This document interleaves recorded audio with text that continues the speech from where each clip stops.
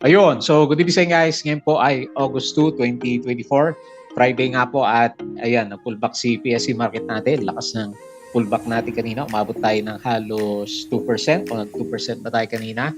1.9 yung huli kong tingin sa kanya pero nung closing, medyo lumabad siya ng konti. So nag-drop yung index natin ng negative 1.32%. So mahina pa rin talaga, wala. Yung nakita natin na bounce kahapon, parang trap, di ba? Sabi natin kasi walang masyadong foreigners na pumapasok dito sa market. And makita mo dito, meron ulit lumabas na 189.04 million. So palabas pa rin po yung mga foreigners dito sa market. Siguro ito na yung ito yung first leg ng ng ghost month nga talaga natin eh. Kasi sakto pagdating ng August, biglang naglaglagan yung ating mga stocks. Tapos kung mapapansin mo yung US stocks, especially mga tech stocks natin na hawak doon, grabe din yung laglagan sa US market. So kagabi, malakas malakas na yung drop tapos ngayon yung futures, yung pinapakita niya, medyo malakas pa rin. So mukhang shorting ang labanan sa US market natin. So anyway, siguro epekto na rin ng delayed na interest rate cut sa US. So September pa kasi 'di ba? Ang huling balita August last time. So ngayon is ang sabi sa September na lang ulit titignan kung babawas sila ng interest rates natin. Okay? So yun po yung ating mga major news dito sa market. So nag-drop na tayo ng negative 1.32% and 6,600 ulit yung market naman natin. So ang pinaka-tinamaan dito is parang holdings ba yun kanina? Ayan. So silipin natin mamaya kasi halos lahat naman ng stocks bumagsak yung galawan for today's trading natin. So nauna sa lista natin, ayan. So kahit nabagsak yung market, marami pa rin yung mga pumitik kahit papano. So MRC, kita mo yung volume ng MRC. So, nagtatry na mag-reverse talaga si MRC natin. So, another 8.96%. So, panalo. Panalo nga daw yung mga nag-trade dito kay MRC. So, meron siyang 185.49K net foreign buy dito sa market natin. Silipin natin. So, hanap ulit tayo ng resistance para kay MRC. Si SPNEC natin, nung umaga, alam ko verde dito eh, si SPNEC, umabot yata 2 to 3%. And then nag-drop din pala siya sa closing natin, negative 0.97%. Meron siyang 3.68 million na net foreign buy dito sa market naman. Tapos si Converge, ayan, dito sa bandang kanan, so negative 3.95%. Pero meron na siya net foreign buy. So 3.87 million net foreign buy. Kaya lang laglag nga lahat, majority ng mga big caps na stocks. So ASN, grabe no, profit taking ni ASN. So negative 5.1%. Lumabas na yata yung nagpapitik ng price niya, nagpa-breakout last time. So negative 52.59 million net foreign sell. Ayan, lumabas siya. Si Globe, panalo for today's trading natin, no, market siya ng 2.59%. So breakout din yata itong si Globe. Ang pinaka-news natin sa kanya is si GCash.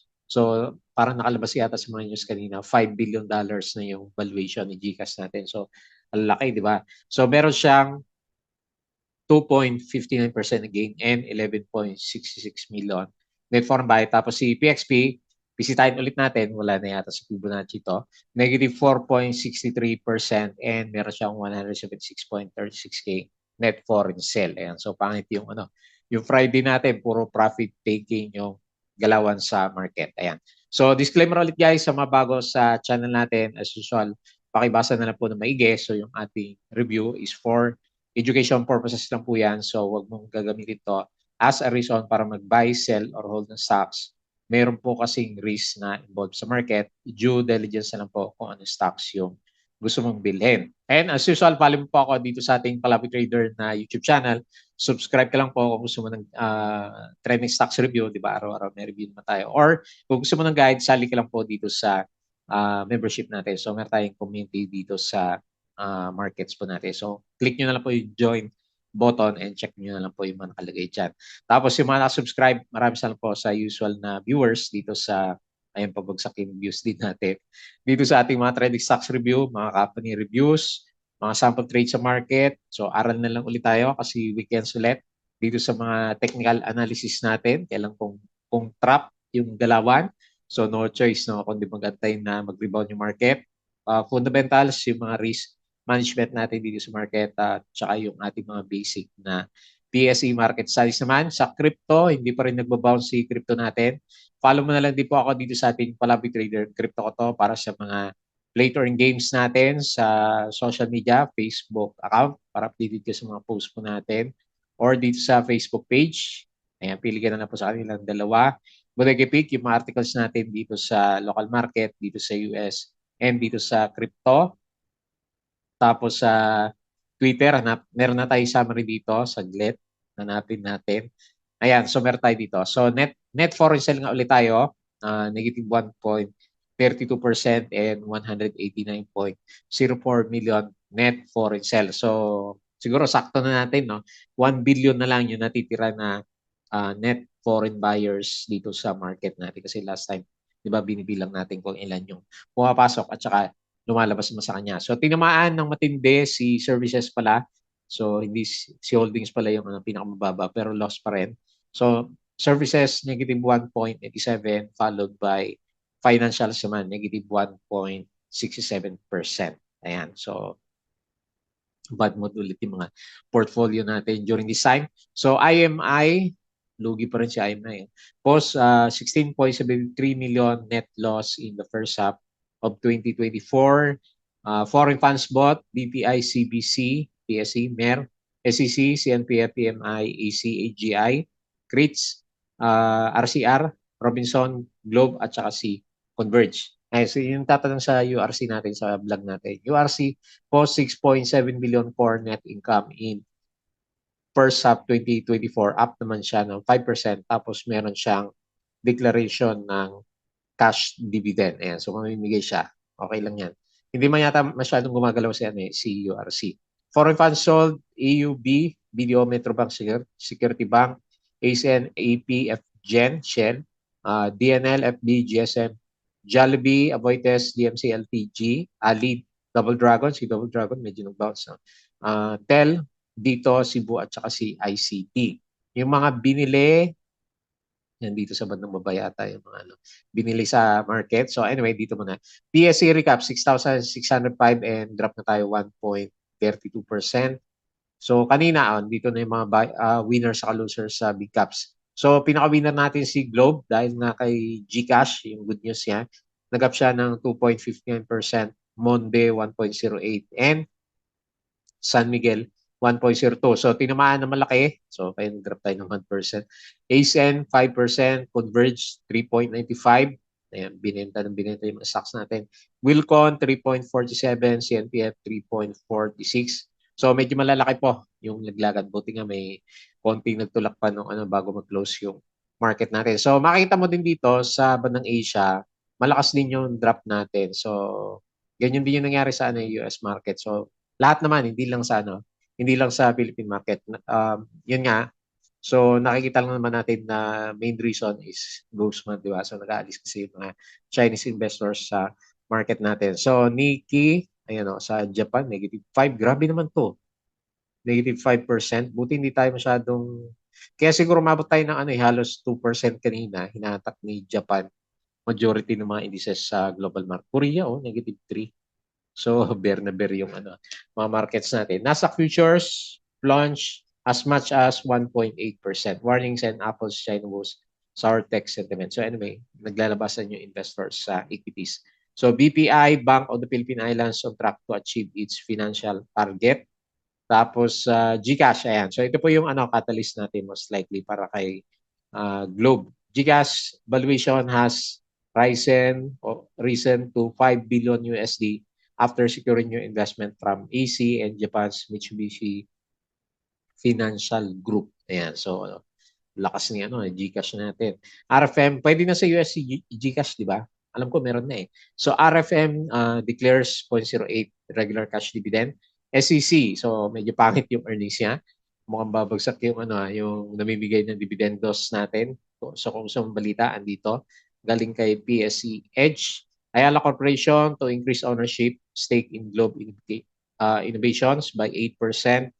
Metrobank, so earnings maganda, 11% year over year. Second quarter niya. PX, drop siya. OGP, so drop din siya ng 31%. Cebu, will soon offer direct flights to Chiang Mai sa China, no? Cebu Pacific targets Chiang Mai with low-cost strategy. ASEAN extends loan to unit. AC explores minority stake sale in AC Health. CBC NPL coverage at 141%. The CEO of Mondinisen hit a milestone after over 4 decades of operations in the Philippines. So 45 years na pala si Mondinisen natin to avail of tax incentives. Jollibee plans to expand Temhuan in China in 2024. AC, so meron siyang ibibenta na asset. Jollibee, ICE expansion, okay yan din yun. Ang daming balita kay Jollibee. ASN, yan na rin yun. BPI is planning to merge 13 branches of the former Robinsons Bank in October. SEC, so baba yung income. SPNEC needs to make this sale. Ayan. So yun yung sinabi natin kapon na 40% nag-hanap siya ng buyer sa foreigners naman. Share buyback si Mrs. G kanina. Gold and Bitcoin stay firm as US equities fall. AUB has enhanced its digital capabilities. Sino pa? US stocks. So grabe yung naglagan dito sa US market. Yung galawan kahapon. And kahapon ito yung galawan sa US. So S&P negative 1.3, Nasdaq negative 2.3, Dow Jones negative 1.21%. So welcome dito sa Ghost Month sa markets naman natin. Okay? So patalasas ulit yung mga bago po sa channel natin. As usual, kung gusto mga guide sa trading sa market, pwede po kayo sumali dito sa Patreon channel natin. So message nyo po ako pag sumali kayo para may sama kayo kaagad doon sa ating trading group naman. Okay po. So check na lang yan. So tingnan natin yung galaw ni PSE. Bearish lahat ng indicators natin. So medyo bearish yung RSI, bearish din yung MACD, and bearish din yung price action naman natin. So talagang trap nga yung breakout sa 6.7 last time, no? Tapos on the way tayo para dito sa 6,300. So medyo malayo pa siya. Actually medyo malayo pa naman yan. So very pessimistic yata tayo dito sa market. So negative 189 million in foreign sell and negative 1.32% yung loss. 6,600 yung closing. So anyway, nilalagay ko lang yan na reference lang naman kasi meron siyang, ngayon sabi ko noon last time sa mga reviews natin, meron siya kasing dito, may sinusundan tayo na channel sideways na channel naman dito. Tapos, kung hindi naman siguro lalabas, pero parang palabas yung 1 billion pa na natitira ng foreigners natin, pwede rin naman na hanggang dito lang sa 6,400. Pero I doubt kasi nga, mukhang nagti-take effect na yung ghost month natin. Kasi pati US market, pangit din yung pangit din yung mga galawan. So, yung mga alaga natin doon, laglagan din po yung mga stocks sa US. Diba, binabantayan natin si Nvidia, AMD, Texas Instruments, yung mga sina Tesla. So medyo laglagan din yung mga price action po nila. Okay, so hindi lang sa Philippine markets. So based dito, nabasa natin yung winners sa losers sa mga big caps. Si Globe na yung pinaka-winner natin kasi nag-gap up and meron siyang breakout sa price action naman. So dito sa mga movers natin, so MRC, lalaki ng volume ng MRC. So meron siyang up move na 8.96%. Tapos si Double Dragon bumalik 5.77%. Nakalimutan na siya. STN, 5%. Sino pa? More than 1 million. Hanapin natin. Si Keeper. Si Keeper, pabalik na. 2.41. Si Balay. Balay pa. Pero up siya ngayon. 2.6. Evergodesco. Okay, so konti lang yung medyo mataas yung galawan. Si TechW, so hindi pa rin tapos. Nagko-correct. Nag-trading halt na ba to? Hindi pa, no? So, nag-drop na naman siya, 16%. Hindi maubos yung sellers dito kay TechW natin, Primex, okay, 16%. Walang volume. So, hanap tayo na may volume. Si ATN, another drop si, ATN natin, grabe yung drop. So, 5%, ASEN, so yun nga, yung humila sa market. Drop ng 5%. ABS, 4%, breakdown na rin. Converge, 3.85%. Loss, ABA, 3%. Ionics, 2.5%. Green, akala ko nag-bounce na to, 2.6%. And GGS natin is 2.14%. Si Plus din natin na trending. So, bumigay na rin yung price action naman niya. Okay, so mukhang malungkot yung mga portfolio natin during this time. So anyway, hopefully by next week, no. Pag natapos na yung bentahan doon sa US market, bumawi naman yung PSC natin. Pero tandaan natin, sabi natin, so hindi naman kagulat-gulat during this time kasi nga ghost month nga yung pinapatayin natin. Ayan. So paulit-ulit tayo na sabi na ghost month. Pero yun talaga, yung nangyari dito sa markets po natin. Okay? So silip tayo ng konti dito sa US. So ayan grabe yung pinapakita ng futures dito. So medyo malaki. So S&P negative 1.2, Dow Futures negative 0.9, Nasdaq Futures negative 1.73%. So mukhang laglagan ulit mamaya. Tapos sa European markets, laglagan. So Asian markets, grabe yung Ngayon lang tayo nakakita ng mga ganito ulit, no? 4%, parang pandemic yung mga stocks. Taiwan, 4%. Si Korea, 3%. Laki ng drop. Japan, 5%. To daming bumagsak dito. Ito, maraming sale dito sa Japan. Hong Kong, 2.08%. So, lahat. So, maswerte pa tayo kasi 1.3% lang yung drop natin, no? Hindi kagaya dito, lalaki niyan. Kahit sabi mo 5%, 4%. So, nagka times 2, times 3 sa mga big caps na stocks yung laglagan pag ganyan. Ayan. So, hopefully maayos na yung closing nila mamaya matapos ng kaunti yung sell-off sa US market. So, based naman dito sa cryptos natin, so sideways lang, no? Yeah, hindi gumagalaw sa 64K si Bitcoin, parang gusto mag-bounce nga ngayon. Ethereum, 3,100 and BNB 574. Pero the rest, mapula pa rin. No? Hindi pa rin siya nakakaahon doon sa drop natin kahapon naman. Okay, so next, dito tayo sa mga individual stocks. So, congrats na lang sa mga MRC habang yung ibang mga hawak namin na stocks is lubog during this trading natin. So, nag-retest siya ng konti sa support, no? Okay, so dito pala natin nilalagay. So, meron siyang konting breakout. So, dahil nag-breakout siya and then meron siyang volume, parabolic si MRC natin. Okay, so pinupush na. Magbabago yung direction niya. Ang next na resistance is dito naman. So dito sa 0.92. So magmi-meet siguro sila ni MA 100 bago natin makita kung ano ba yan, tutuloy na downtrend. Kasi downtrend siya, baka dito sa baka yan na yung untog niya kasi hindi pa siya masyado nakakalabas sa MA 100, di ba? Bearish naman yung galawan ng stocks natin. So hopefully umabot pa siya 0.92. Tignan natin by next week kasi may volume. So 31 million yung traded volume natin. 8.96%. Umakyat pa nga siya ng halos 12% siguro to kanina. No? Meron siyang 125 million, rather 125K net foreign buy si MRC natin. So medyo mataas yung natin. Kung mataas masyado, pwede naman natin i-drop ng konti. So, okay, mataas pala masyado yung nilalagay natin. Kasi ito yung obvious niya eh. Okay. So dito muna, baka mag siya dito. 10% kasi yung gap niya. 0.82, ayan. Baka too early para sa 0.9. Pero dito yung niya eh. Dito yung papupuntahan natin, di ba? Kasi lumalakas yung volume. So tingnan natin by next week. So bullish yung galaw niya. Pero syempre, watch out na lang po sa mga volatility, di ba? So sabing natin, ang galawan dito is more than 10% per day si MRC. So either pataas o either pababa. Kaya be cautious na lang. Kung pumasok kayo dito, syempre, wala namang kumbaga technical bounce. So marami talaga yung syempre marami yung buyers natin nagpo-push yung price action natin. Balita wise, wala naman para dito kay MRC. Okay, so watch out na ang 0.82 pala. Yung pinakamalapit na resistance. Next, SPNEC. Kala ko tutuloy yung breakout natin. Nag-Doji pala si So, umabot pa pala siya ng halos 4% kanina. Kailan Doji? Ayan. So, siguro nag-aantay siya ng investor.